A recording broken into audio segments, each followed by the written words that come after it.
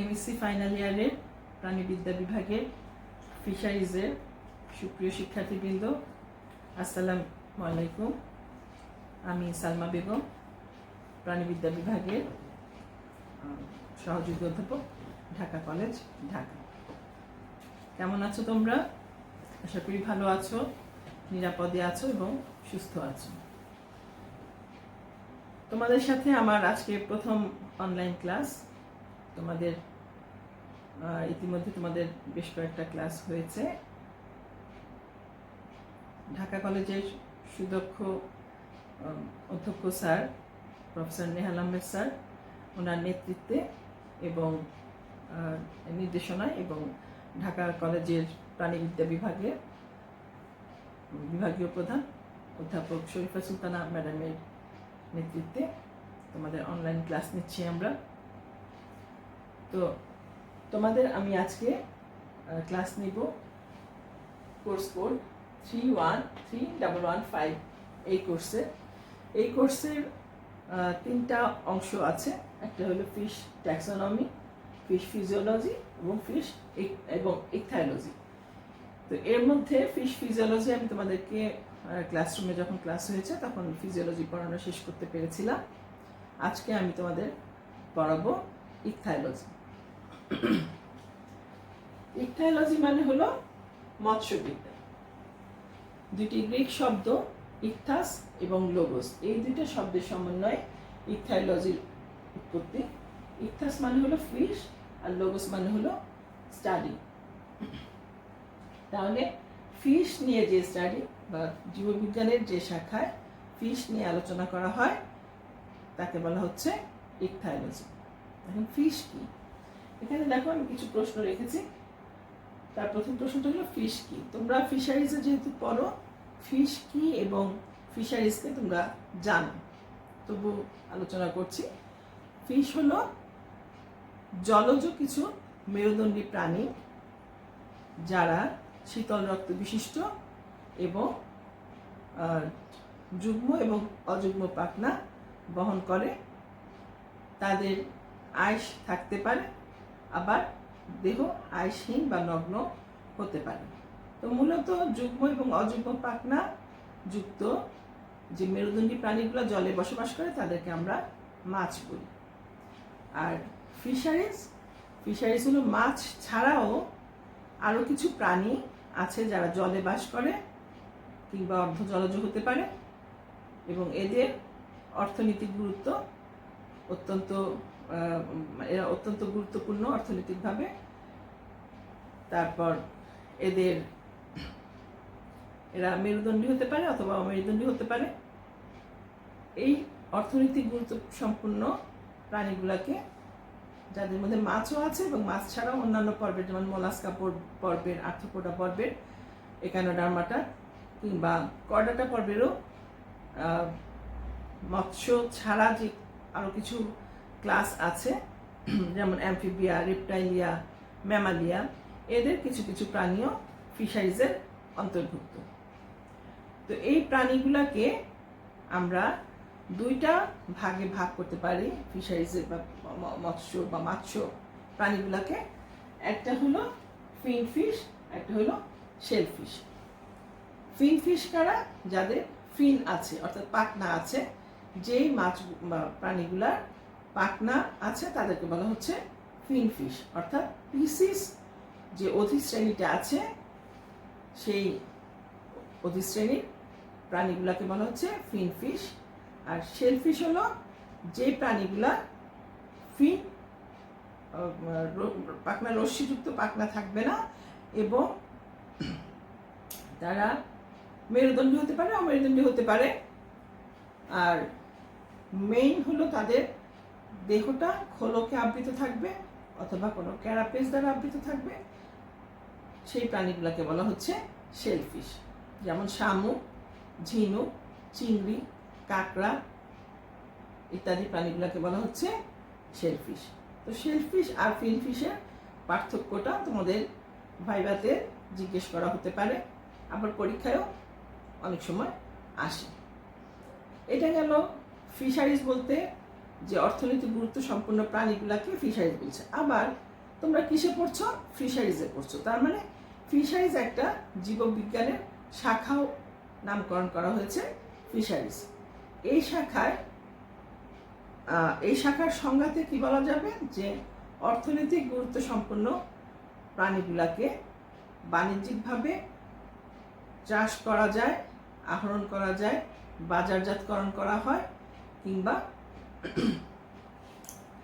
সংরক্ষণ করা হয় ইত্যাদি বিষয় নিয়ে যেই জীববিজ্ঞানের যেই শাখায় আলোচনা, পর্যালোচনা, গবেষণা ইত্যাদি করা হয় সেই শাখাটাকে ফিশারিজ নামকরণ করা হয়। আসলে ফিশারিজের শাব্দিক অর্থ বেশ ব্যাপক। একদিকে আমরা ফিশারিজ বলতে প্রাণীগুলাকে বলছি, আবার আরেকদিকে ফিশারিজ বলতে সেই প্রাণীগুলাকে নিয়ে যখন আলোচনা হচ্ছে, গবেষণা হচ্ছে, সেই বিদ্যাটাকে আমরা ফিশারিজ বলছি। তো ফিশারিজের সংজ্ঞাতে আমাদের দুই ধরনের কথাই উল্লেখ থাকতে হবে।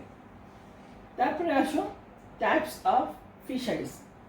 এই যে আমরা ফিশ এবং মৎস্য জাতীয় যে মৎস্য প্রাণীগুলা যেগুলা তাদেরকে নিয়ে বললাম, এদেরকে কতগুলা ভাগে ভাগ করা যায়।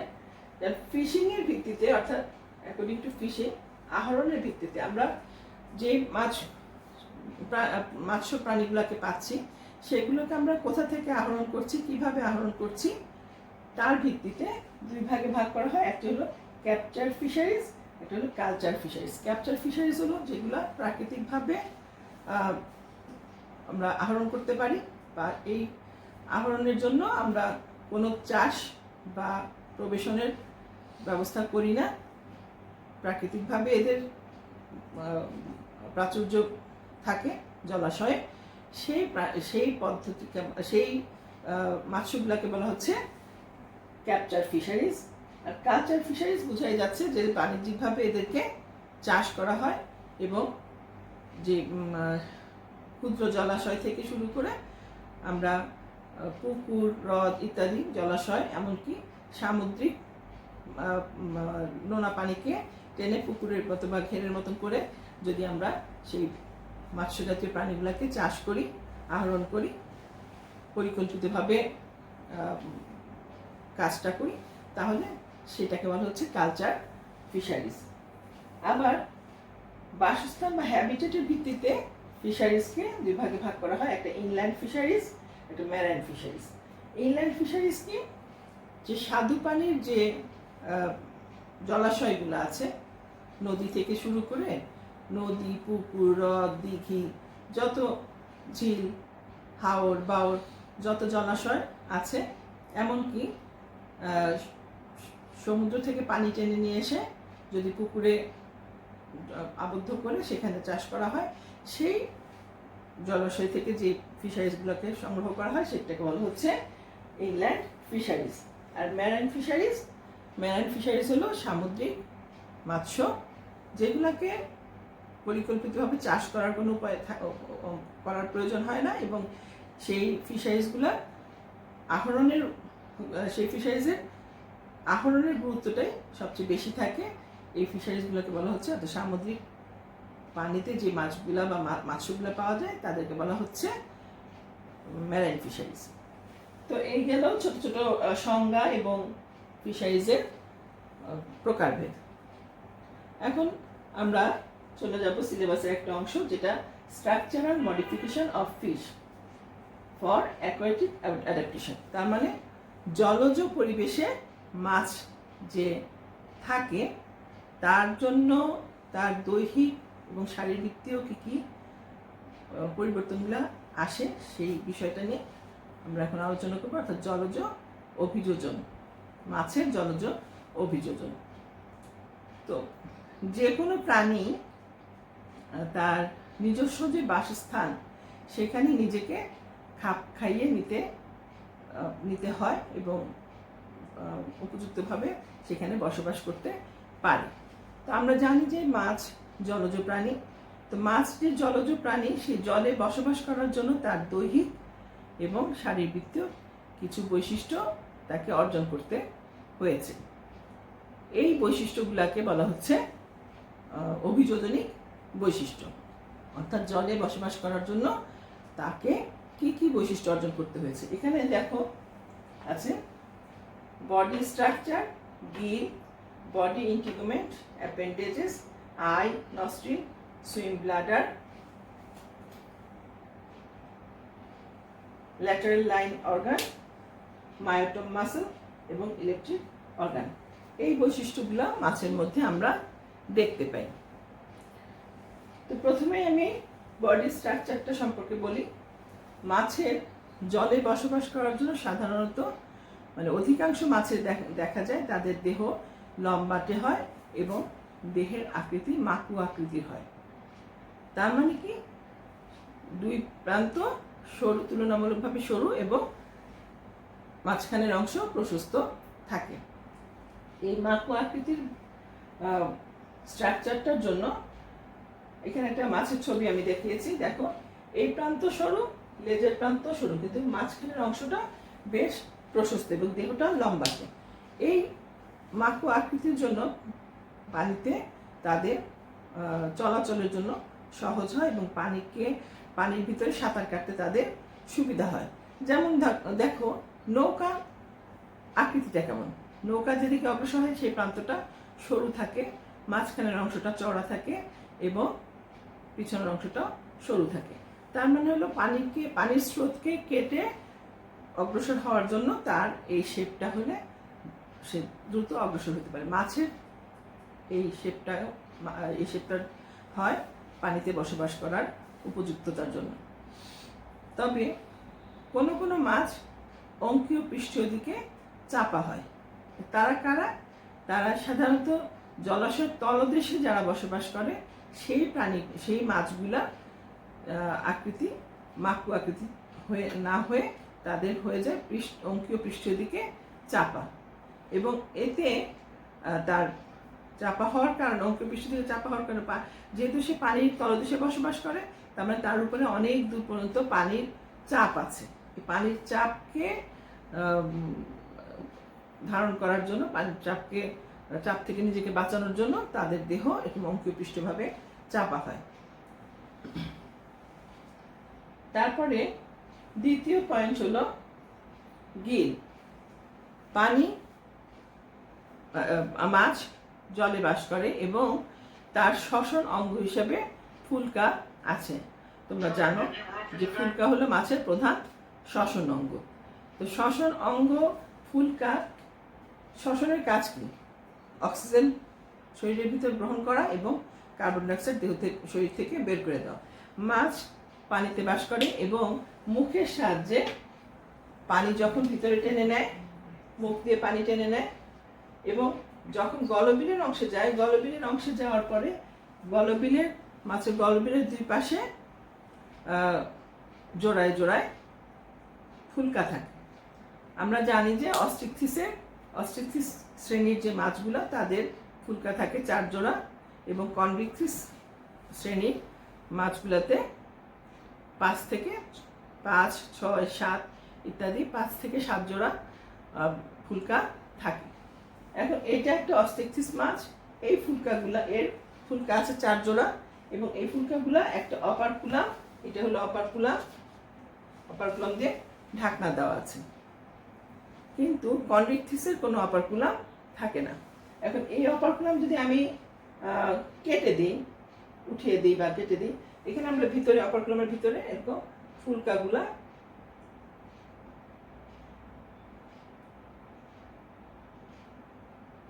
এখানে ফুলকার অবস্থান। মোট এই পাশে 4টা আর দেহের ওই পাশে 4টা, মোট 4 জোড়া ফুলকা দেখতে পাই। এখন এই ফুলকার কাজ কি? ফুলকার যে ল্যামেলা আছে সেই ল্যামেলাতে অসংখ্য কৈশিক জালিকা আছে যার মধ্যে রক্ত প্রবাহিত হয় এবং এই কৈশিক জালিকাতে যখন মুখ দিয়ে মাছ পানি গ্রহণ করে এবং কানকুয়া দিয়ে বের করে দেয়, গলবিল হয়ে কানকুয়া দিয়ে বের করে দেয়, তখন এই ফুলকার মধ্যে যে কৈশিক জালিকাগুলো আছে সেই কৈশিক জালিকার রক্তের মধ্যে যে কার্বন ডাইঅক্সাইড সে নিয়ে এসেছিল সেটা ওই অপারকুলাম দিয়ে পানি বের করার সময় ওই পানিতে ছেড়ে দেয়, আর পানির মধ্যে যে অক্সিজেন ছিল সেই অক্সিজেনকে ধারণ করে নেয়। এইটা মাছের একটা অভিযোজনিক বৈশিষ্ট্য। 3 নম্বরে আছে বডি ইন্টিগুমেন্ট। অর্থাৎ দেহ ত্বক। মাছের ত্বক পাতলা এবং গ্রন্থিযুক্ত, মিউকাস গ্রন্থিযুক্ত। আর এই ত্বকটা এপিডার্মাল বা ডার্মাল আইস দ্বারা আবৃত থাকে। এখন এই আইসগুলো দেহকে আবৃত করে রাখে এবং বিভিন্ন রকমের পরজীবী আক্রমণ থেকে রক্ষা করে।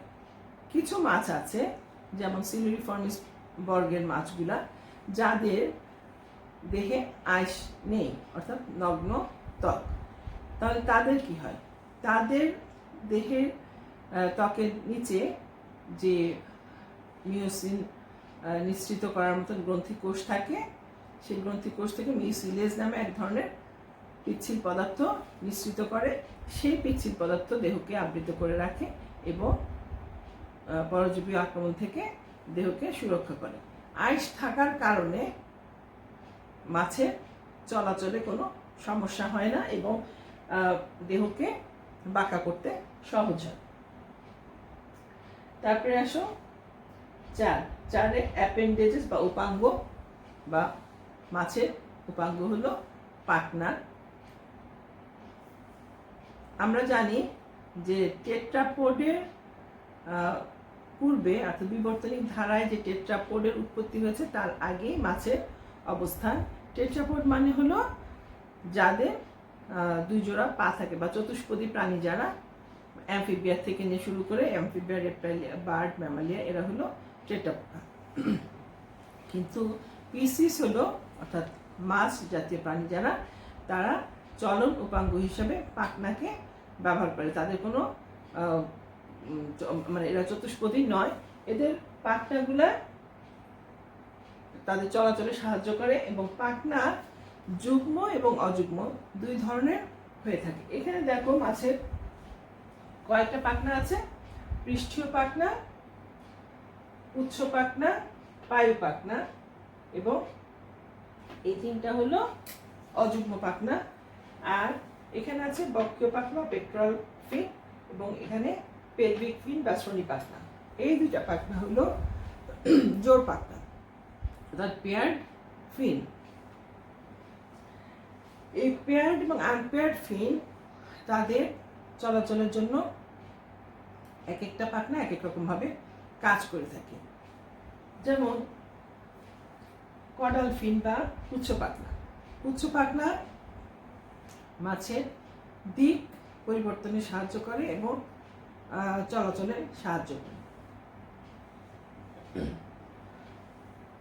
পৃষ্ঠ পাখনা বা ডরসাল ফিন দাঁড়ের মতন কাজ করে। বক্ষ পাখনা, শ্রোণী পাখনা মাছের ভাষার জন্য, প্রাণীর বিভিন্ন স্তরে ভাষার জন্য কাজ করে এবং মাধ্যাকর্ষণ শক্তির বিরুদ্ধে এই পেলভিক ফিন আর অ্যানাল ফিন এগুলা মাধ্যাকর্ষণ শক্তির বিরুদ্ধে কাজ করে, এগুলাকে ভাসতে সাহায্য করে। এই পাখনাগুলোর সৃষ্টি হয় ত্বকের ভাঁজের মাধ্যমে, অর্থাৎ ত্বক থেকে ভাঁজ হয়ে এবং পাখনার রশ্মি যুক্ত হয়ে পাখনাগুলোর সৃষ্টি হয়। এই পাখনা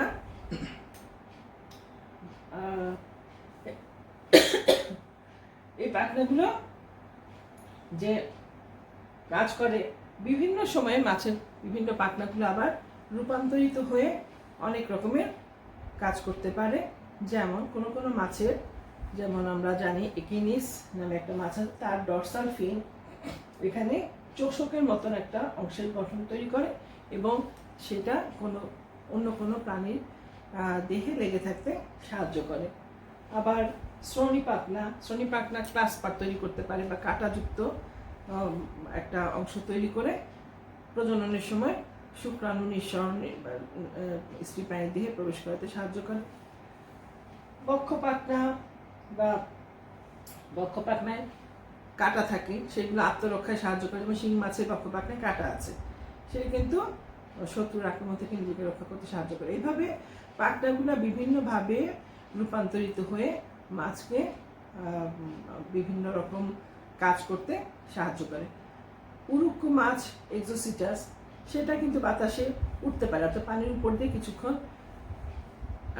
উড়ে যেতে পারে। সেটা কার মাধ্যমে?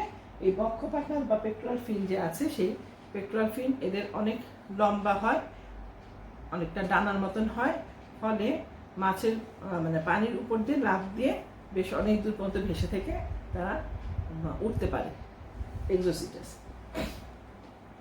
এভাবে মাছের বিভিন্ন পাখনাগুলো বিভিন্ন রকমভাবে কাজ করে থাকে এবং পানিতে বসবাসের জন্য যোগ্যতা অর্জন করেছে এই পাখনাগুলোর মাধ্যমে। তারপরে 5, আই বা চোখ। মাছে একজোড়া চোখ আছে এবং সেই চোখ মস্তকের দুই পাশে অবস্থান করে। চোখের আকৃতি মস্তকের আকৃতির তুলনায় বেশ তুলনামূলকভাবে বেশ বড়। এই গোলাকার চোখের কোনো অক্ষিপল্লব বা চোখের পাতা নেই এবং চোখের পাতার না থাকলেও এর চোখের উপরে এক ধরনের স্বচ্ছ আবরণ থাকে, যে আবরণের জন্য পানি চোখের ভিতরে প্রবেশ করতে পারে না। চোখ মাছের চোখ মনোকুলার, অর্থাৎ প্রত্যেকটা চোখ স্বতন্ত্রভাবে দেখার ক্ষমতা অর্জন করে। আমরা যেমন আমাদের যেমন বাইনোকুলার, অর্থাৎ আমাদের দ্বিনেত্র, দুই চোখ মিলে আমরা একটা জিনিস দেখতে পাই। এখানে মাছের বেলায় প্রতিটা চোখ স্বতন্ত্রভাবে আলাদা আলাদাভাবে জিনিস দেখতে পায় চোখের মাধ্যমে। আর চোখের যে রেটিনা আছে, সেই রেটিনাতে আমরা জানি যে রড কোষ নামে এক ধরনের কোষ থাকে সব প্রাণীদের। মাছের রেটিনাতে রড কোষের পরিমাণ অনেক বেশি থাকে এবং চোখের পেশিতে সেই রড কোষগুলো রেটিনাতে থাকার কারণে মাছ খুব অনেক দূরের জিনিসও খুব সহজভাবে বা স্পষ্টভাবে দেখতে পায়। তারপরে চোখের পরে আসে নস্ট্রিল বা নাসারন্ধ্র। চোখের সম্মুখ দিকে অর্থাৎ তুণ্ডের দিকে, চোখের আরেকটু উপরের দিকে তুণ্ডের দিকে একজোড়া ছোট ছিদ্রের মতন অঙ্গ থাকে, যেটাকে বলা হয় নাসারন্ধ্র বা নস্ট্রিল। আমরা জানি যে নাসারন্ধ্র বলতে আমরা মনে করি যে নাকের মানে কাজ করবে, ঘ্রাণ মানে হয়তো শ্বসনের কাজ করার জন্য অক্সিজেন বা কার্বন ডাইঅক্সাইডের আদান প্রদানের বা আসা যাওয়ার কাজ করবে। আসলে তা না, মাছের নস্ট্রিল শ্বসনের কোনো কাজ করে না, তবে ঘ্রাণ শক্তি মানে ঘ্রাণ সংবেদী অঙ্গ হিসাবে নস্ট্রিলের গুরুত্ব আছে। এরা এই সংবেদী অঙ্গটার মাধ্যমে প্রাণী বা মাছ পানির ভিতরে ঘ্রাণ গ্রহণ করতে পারে। 6, সুইম ব্লাডার, অর্থাৎ সাঁতার থলি বা পটকা। মাছের যে মাছের উদরের ভিতরে উদর অবস্থানে পরিপাক নালী আর এখানে যে মেরুদণ্ড থাকে, মাছের ভিতরে যে মেরুদণ্ড থাকে তার নিচে যে পরিপাক নালী, মুখছিদ্রের পরে যেখানে অন্ত্র থেকে পায়ুছিদ্র পর্যন্ত অন্ত্র থাকে, পরিপাক তন্ত্র থাকে, তার উপরে অর্থাৎ মেরুদণ্ড এবং পরিপাক নালীর মাঝখানে সাদা চকচকে এক ধরনের থলির মতন অঙ্গ দেখা যায় এবং এই থলিটা বায়ুপূর্ণ থাকে, যে বায়ুতে নাইট্রোজেন, অক্সিজেন এবং কার্বন ডাইঅক্সাইডের উপস্থিতি দেখা যায়। তো এই বায়ুপূর্ণ যে থলিটা, এটাকে বলা হচ্ছে পটকা বা সুইম ব্লাডার। সুইম ব্লাডার বলার কারণ হলো এটা সাঁতার কাটার সময় বা পানির বিভিন্ন অবস্থানে মাছকে স্থির রাখতে বা অবস্থানে রাখতে সাহায্য করে। এই পটকা বা সুইম ব্লাডার বিভিন্ন রকমের কাজ করে থাকে। এক, হাইড্রোস্ট্যাটিক অঙ্গ হিসেবে কাজ করে, শব্দ তৈরিতে ভূমিকা রাখে, শব্দ গ্রহণে ভূমিকা রাখে এবং প্রজননেও কিছুটা ভূমিকা রাখে, আত্মরক্ষায় ভূমিকা রাখে। এখন এগুলো কিভাবে রাখে? পটকার সামনের দিকে অন্ননালীর সাথে একটা ডাক্ট থাকে, যেটাকে বলা হচ্ছে ডাক্টাস নিউমেটিকাস। এই ডাক্টাস নিউমেটিকাস অন্ননালীর সাথে যুক্ত হয়ে গ্যাসের আদান প্রদান বা বের করে দেওয়া বা প্রবেশ করানো নিয়ন্ত্রণ করতে পারে। আবার ডাক্টাস নিউমেটিকাস দিয়ে যখন বাতাস বের করে তখন অনেক সময় কোনো কোনো মাছে শব্দ তৈরি হয়, যে শব্দ এই পটকার সামনে ওয়েবেরিয়ান অসিকল নামে এক ধরনের একটা অস্থি থাকে, সেই ওয়েবেরিয়ান অসিকল দিয়ে অন্তঃকর্ণের সাথে সংযোগ রক্ষা করে। ওয়েবেরিয়ান অসিকলের একটা প্রান্ত পটকার সাথে সংযুক্ত, আর একটা প্রান্ত অন্তঃকর্ণের সাথে সংযুক্ত।